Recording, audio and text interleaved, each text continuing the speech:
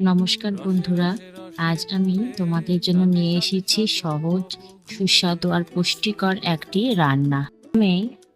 আমি কচু শাকগুলোকে ভালো করে ধুয়ে কেটে নিয়েছি। এবারে এগুলোকে হালকা করে ভাপিয়ে নেব।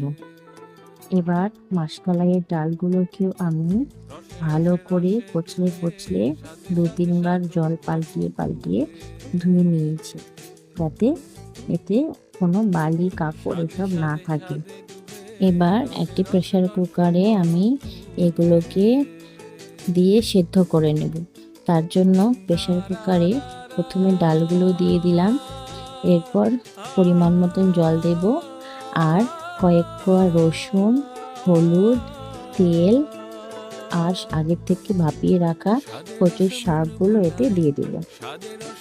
এবার এগুলোকে 5 থেকে 6টা সিটি দিয়ে ভালো করে সেদ্ধ করে নেব।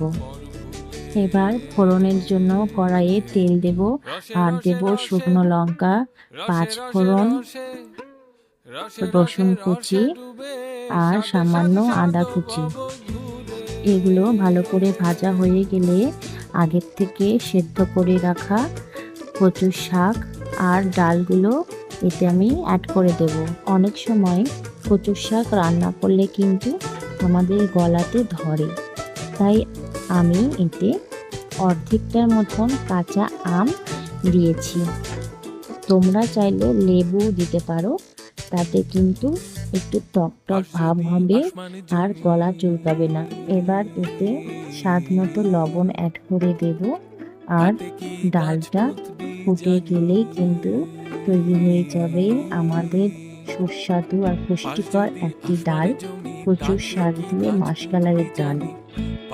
কচুর শাকে কিন্তু রয়েছে প্রচুর আয়রন, এছাড়াও রয়েছে ভিটামিন ই, ভিটামিন সি, যা আমাদের শরীরের জন্য অত্যন্ত জরুরি।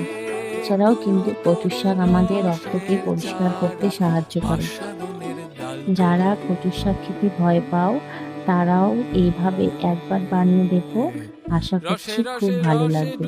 ভিডিওটি ভালো লাগলে অবশ্যই একটি লাইক কমেন্ট করে পাশে থাকবে।